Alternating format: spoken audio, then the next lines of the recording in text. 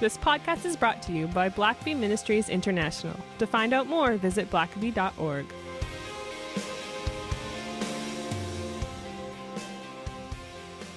Welcome to the Richard Blackaby Leadership Podcast. My name is Sam, and I'm your host.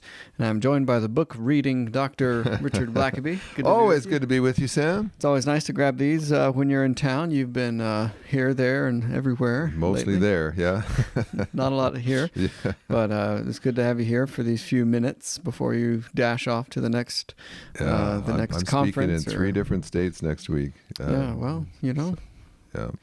You're in charge of your own schedule, so yeah. no one to blame me. to blame but yourself. We won't be doing a podcast on that one. Yeah, blame yourself. Yeah. Well, this week we're gonna look at a book. We do these leadership book reviews, and this one, it's called Quiet by Susan Cain, and it's on the surface it may not seem like a leadership book. It may not seem like it pertains to leadership because it's talking about the power of introverts. But in fact, I think it has everything to do with leadership. And once you really start digging into it, it's a very powerful book. So you just recently read this. So why don't you kick us off here? Yeah. I found this fascinating. And as you kind of alluded to, I think leaders, if you're going to be effective, you've got to know how to lead people who aren't like you. Right. It's easy to lead people that you know how they're wired and you know how they are motivated and you know which strings to pull. But what about someone that what would work for you to motivate you has the exact opposite effect on others? Yeah. And I like the subtitle of this book, "The Power of Introverts in a World That Can't Stop Talking." and she is an introvert, and she says a number of things that I found very fascinating. And I would just say, from my own perspective, when I've taken some personality tests, like I think the Myers-Briggs or some of those, and others, they typically where I've kind of come out is about right in the middle. But if you score in the middle, they call you an extrovert. And so there's some things that I think I can do pretty well as an extrovert. I can be out there talking to people for an hour after my conference is over and everything. But then when I get back, but at the same time, like right now, I'm in a schedule where I'm just around people nonstop all the time.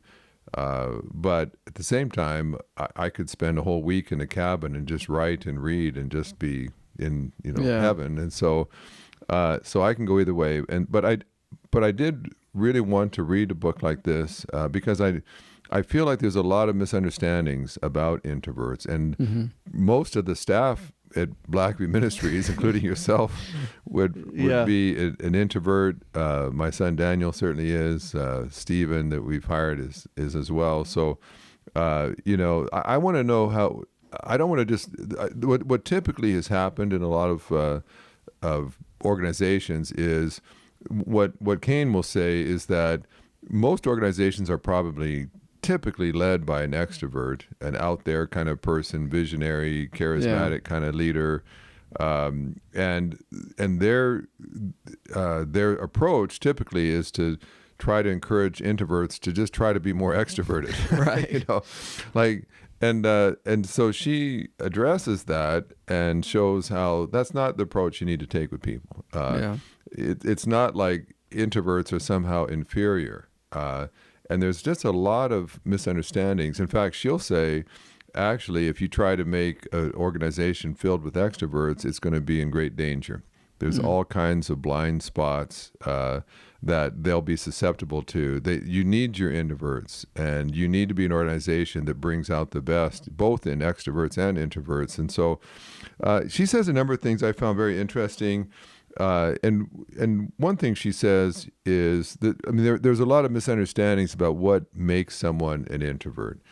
And, my mother's an off-the-chart extrovert, and she pretty well had the classic kind of view of introverts. Yeah. She would just say, well, I'm an extrovert because I just like people, implying, well, introverts just don't like people.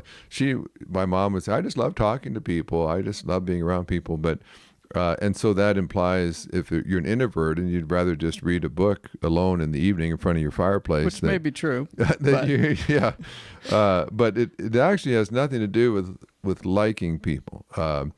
Introverts like people too. For instance, Just in smaller doses. yeah, they might like spending an evening with their spouse, or their spouse and them quietly reading together in front of a fireplace, or a select group of friends. Some introverts have 3 close friends and they spend quality time with each other, but they don't want to waste their time necessarily with a bunch of shallow talk with a bunch of strangers. Yeah. Whereas an extrovert, like my mother, is just thrilled to meet someone on an airplane and talk their ears off the whole way, knowing they'll never see each other again. But whereas an introvert, it's kind of like, why would I waste my time doing that? I've got a good book to read, and if we're just going to talk about shallow things, I'd just as soon read my book. So one of the misconceptions is just, extroverts like people, introverts don't like people. And there's been various ways that people have tried to explain why some people are introverted and so on, or extroverted. And one way, I think this has, some validity for sure, is some people have described it in terms of just energy. That extroverts gain energy by being around people, and they get worked up and they get excited, and whereas introverts lose energy from being around people. And so it's not that they can't be around people, it's not even that they don't like people, but there's a slow drain taking place the whole time. And at a certain point, an extrovert kind of hates to leave the party because that's where all the action is, and an introvert is anxious to finally leave the party because they've got nothing left. The tank's empty. Right. And so again, it has nothing to do with liking people. And there's several studies that came cited that I thought were very, very interesting. There's one study by Jerome Kagan, and he actually did studies of 4-month-olds. And so basically babies, 4 months old, he would do a series of tests on them and could predict if they were going to be an introvert or extrovert. And it was quite fascinating. And what he would do is he would put a whole series of very sensory kinds of experiences around the baby. It might be like a balloon popping, or hands clapping, or there could be visual things that would be very bright and in their face, and even the taste. They might put a strong taste of like lemon or something on their tongue, and then they'd watch, and maybe 40% of the babies would react very strongly. They'd be agitated and crying and unhappy, and they didn't like all the stuff being done around them. And another 40% or so would just be pretty well laid back, like whatever, whatevs, like, oh, you put lemon on my tongue, or there's some guy dressed as a clown in my face right now, like no big deal. And so based on that, he could tell if someone's going to be an introvert or not. And you might think, well, it's the people that are just really chilled out and they don't seem to care about what's happening that would be introverts, but it was actually the opposite. The introverts were the babies that were very agitated by all the sensory data. Very sensitive to what's happening around them. Yeah, and exactly. And so they actually were far more alert to what they were seeing and smelling and hearing and so on, tasting. And because of that, and so they've done lots of brain tests and so on to show that introverts tend to be far more sensory aware, and because of that, it's more exhausting to them. If you're in a room, maybe if you're going to have to do public speaking, and you're picking up on all the little movements going on, and people, looking down at their phone, or that person getting up and going out maybe to use the bathroom or maybe just to leave, and you're wondering, you're noticing all this stuff. People are looking down. Are they looking at their cell phone, or are they thinking? And whereas they said an extrovert often is just less aware of all those kinds. It's not that you don't notice it entirely, but you're just not as alert to that. Right. And so, and every sound, an extrovert, perhaps there could be rustling papers and a cough and a sneeze, and they're not, it doesn't disturb them as much. It doesn't grab hold of their senses like it does an introvert. Well, that makes me think of like the workplace where there's this fad for a while of like these open planned office spaces. And I think that's a sort of an introvert's worst nightmare. It's like having to be in this big bullpen of an area and like we're all just working together and isn't this fun?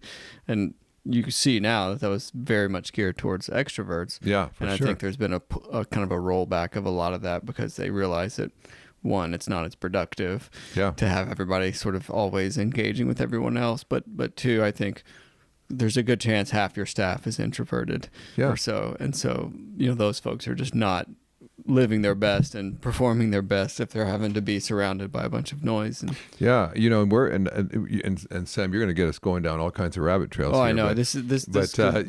But you're right. And in fact, actually, for a number of years, through certainly the 90s and 2000s, that all the architecture for so many office buildings was open space. You did away with everybody having a private office. And of course it was designed for collaboration, and if you can just walk along and see people that you can ask questions and cultivate ideas and so on, that was considered a really great thing.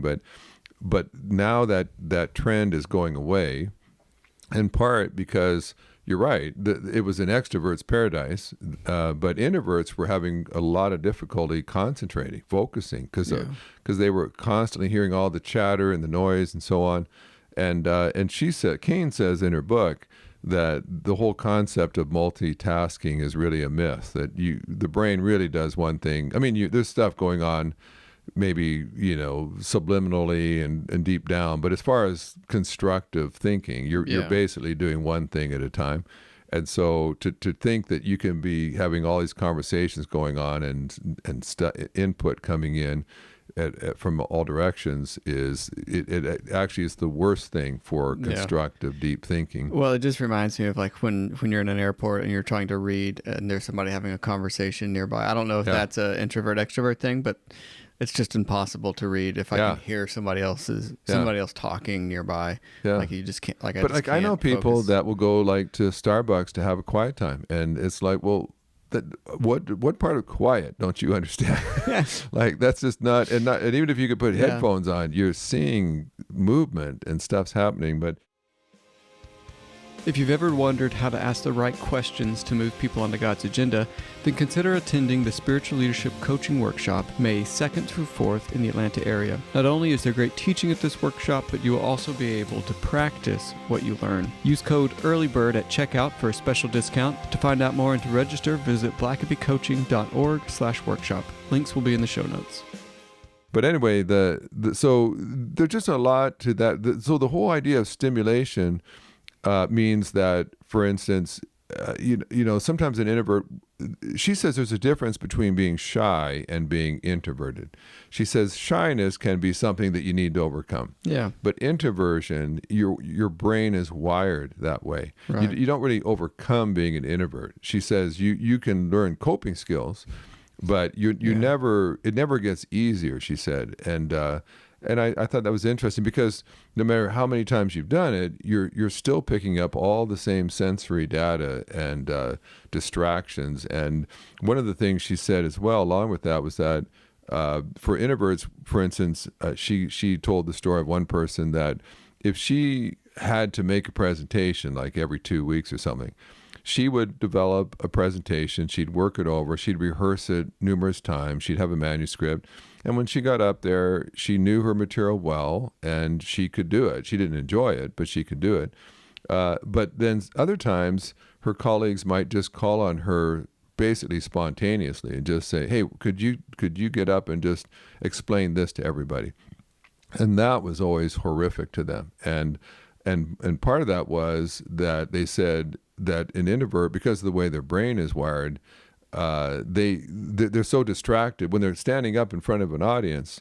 They're so distracted by everything else going on that they can't formulate, they can't concentrate just to get their thoughts together. Whereas an extrovert just sort of naturally is tuning stuff out. It's just not as sensory to them, so they can be thinking on their feet.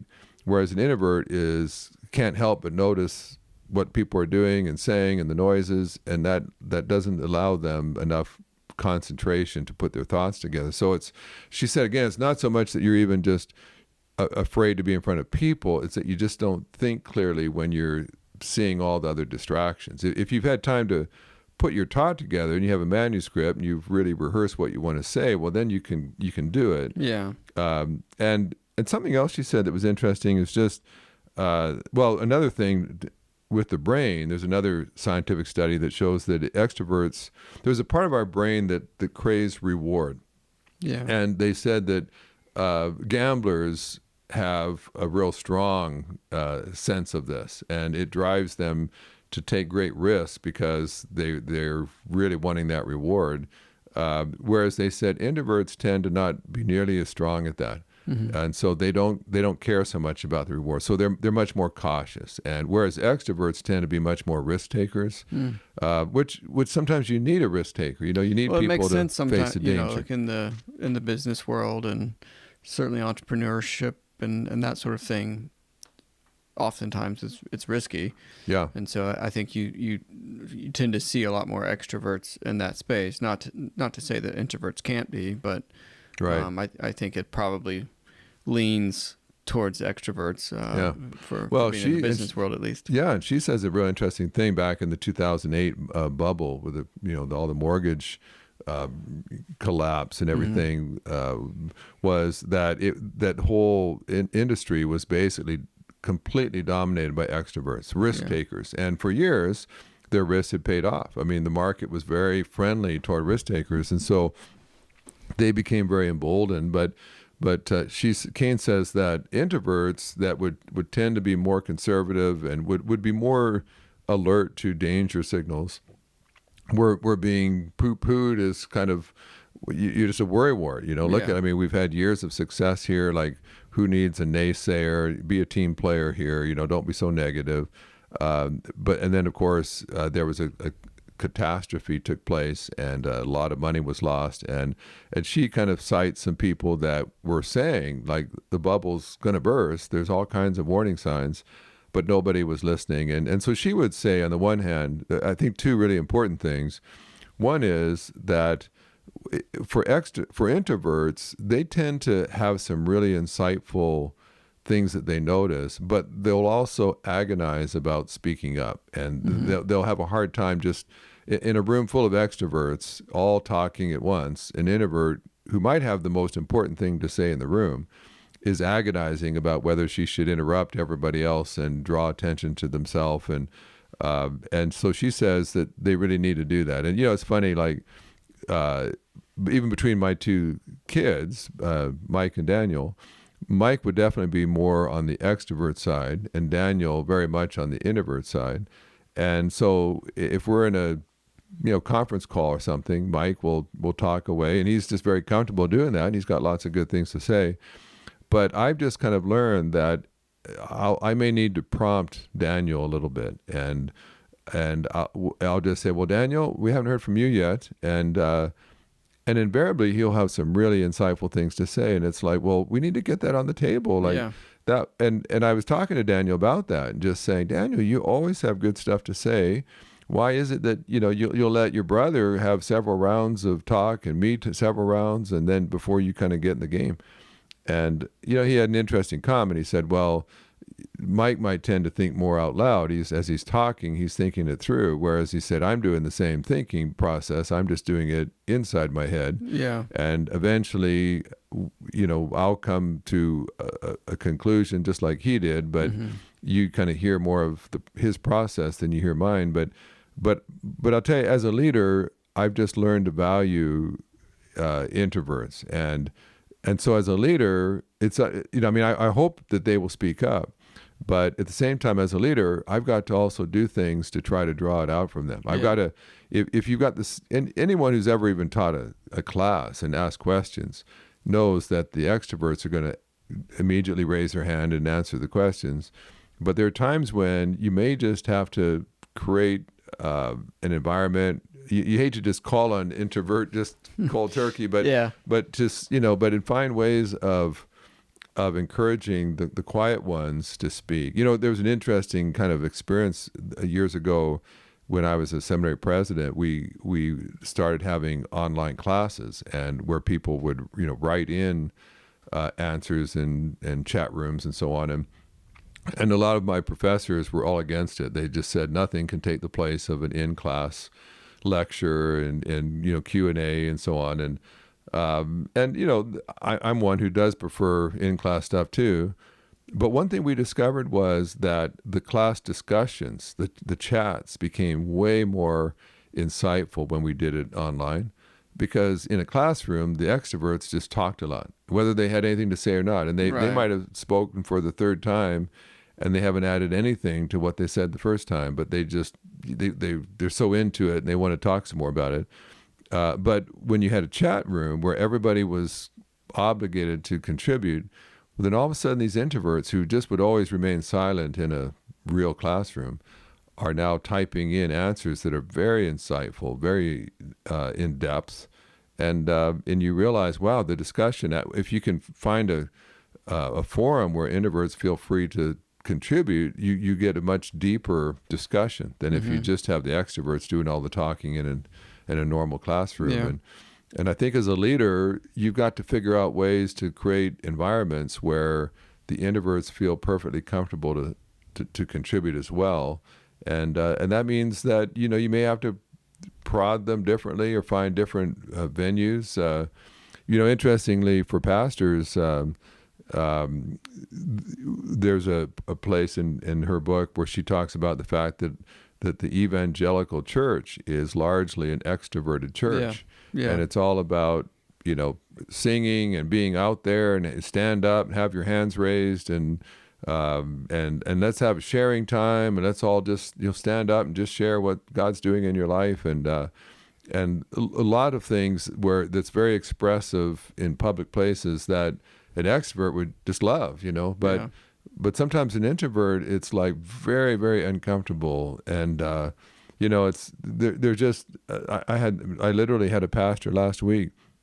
I was speaking to a bunch of pastors. We were talking about trying to help your people learn how to pray in a corporate setting, and he was saying, I've got some people that if I ask them to pray, they really want to kind of write their prayers out ahead of time and bring a manuscript with them. And he was saying, should I let them do that? I mean, should I just push them to say, no, this is a conversation with God. You should just stand up and talk to God. But and having just read this book, I said, well, you will have some introverts in the room. Now, an extrovert, you call on them cold turkey. Would you get up and lead us in prayer, brother? Yeah. And they can just get up and they'll babble on about something, but they'll use lots of words. Yeah. But I said, but maybe, but for an introvert who's suddenly having to think on the spot, unprepared in front of a whole bunch of people, it could be a disaster for an introvert.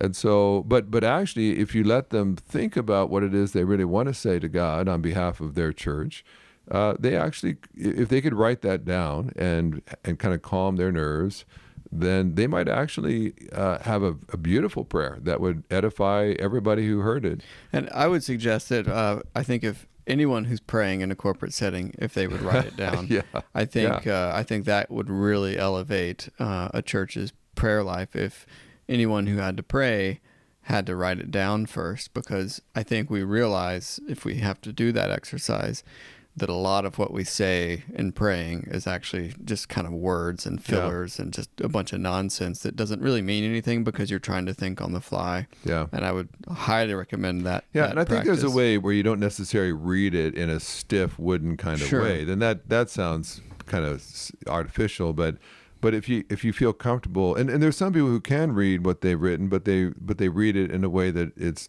sounds authentic. It's written the way that they would talk or whatever.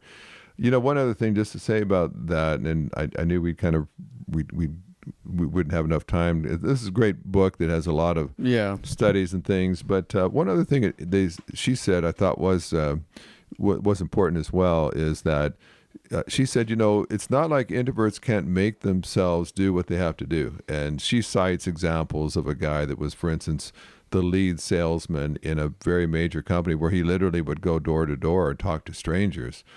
and yet he's a very, very pronounced introvert, but he's the lead salesman of his whole company, which just doesn't make any sense. Yeah. And another a professor, a college professor that was the most popular professor, won awards for like the best professor in America kind of thing. But again, a very, very strong introvert. And there's stories where when he would be an invited lecturer at a school somewhere, and he would give this spellbinding lecture and have everybody on their feet applauding at the end. And then there might be a 30-minute break until his next presentation. And he'd end up going into a cubicle in the men's room somewhere and just hide out because he just needed just to get away from people and just charge up again. And you'd say, well, is he I mean, how could a guy be that good in front of an audience if he's so introverted? But what she says is, the one way that introverts can kind of overcome their wiring is if they really believe in what they're doing. And if they really believe in, this product or this service, maybe they're doing something, you might be a pastor and you're introverted, but you believe firmly in the gospel and the power to set people free. And so you will get on that platform and you will preach and teach. And that's, you'll do it. You'll be exhausted afterward, but you believe so much in your calling and so on. And so for an introvert, if you're going to be doing something that involves being out front, you got to find something that you actually believe in. If you hate your job, then that's just going to put you over the top hating it. And one last study that was interesting, they did a study where they filmed people having one-on-one conversations. And what was interesting is that some of the conversations were between two introverts, some were between two extroverts, and then some were an introvert and an extrovert talking to each other. And it's very fascinating. They filmed it, and then they had people observing it and evaluating it afterward. And then they would ask. Then they interviewed the people in the conversation. Said, how did you enjoy your conversation, so on. The interesting thing was that the extroverts talking to one another, of course, just hit the ground running. We're just chatter the whole time, laughing and talking nonstop. But when they evaluated it afterward, they saw that the conversation stayed pretty shallow. And they talked about shallow things, but they chatted away and enthusiastically, but they never went very deep. And then the introverts did go deep, and they talked as well, but they kind of cut through all the weather talk and other things, and they got into important stuff to them and sharing honest things and struggles, and it was a meaningful conversation. And so they both enjoyed that. But then the people where they had an introvert and an extrovert together, they actually really enjoyed their conversations. And kind of surprising. It's like, well, you've got two people that are opposite, how could they enjoy the same conversation? But the introvert said, yeah, it was really easy to talk to them. I just mostly listened, and asked some questions, and they took off. And whereas the extrovert said, I found them very interesting, and they were very insightful, and they asked really interesting questions. And so they actually really enjoyed that. And what that said to me, of course, as we've seen before, is you need to surround yourself with people that are different than you. And certainly on a leadership team, you need to have both kinds of people there. Cain says very adamantly that in some of these companies, if they'd had some more introverts who were willing to speak up, it could have saved companies from disaster. All these overconfident, risk-taking extroverts that were ready to charge ahead, and all the introverts who saw the cliff just up ahead weren't saying anything. And so that it just taught me, don't get after your introverts and say, well, why don't you just try liking people more? Yeah. Have you thought about being more extroverted? That's not helpful. No. And it's not that they're just choosing to be that way, that there's all kinds of medical scientific evidence to say their brain has wired them. All the wiring has made them function that way. They can't just decide one day, oh, okay, I'm just going to not be afraid to speak in public anymore. That's craziness. Yeah. And so if you're a wise leader, you'll help people find coping skills if they need to, but you'll also realize, well, maybe there's another way. Do they all have to get up on stage and give a report? Could it be a written one? Could it be something that she videos ahead of time and we just play it in a report? I mean, I think we're going to have to just learn how to bring the best out of our people, and that means you don't just do everything that suits extroverts. Yeah. And if you are a leader, which if you may well mean that you're an extrovert, then talk with introverts, and don't immediately just say, you know, well, it's I find that easy. Like, what's your problem? Rather, just know that for some people, their wiring makes it a problem. So be a good leader. Figure out how to bring the best out of them, and let them do what helps them to thrive. And so whether it's introverts or other things, I think great leaders take some time just to learn from people who are different, and then use that to bring new strengths to the table that they wouldn't have had otherwise. Yeah, well, it's a fascinating read, and I think in a time that values diversity, I think there's oftentimes nothing more diverse than an introvert and an extrovert. Yeah. And so just taking the time to understand both sides of that, regardless of which side you're on. And as always, we'll leave links to Susan Cain's book in the show notes, Quiet. And until next time. Thanks for listening to the podcast. If this is something you enjoyed, it really makes a difference if you leave a review and a 5-star rating on Apple Podcasts or wherever you listen. Don't forget to subscribe and share with your friends. We always love hearing from our listeners, so email us at podcast@blackaby.org.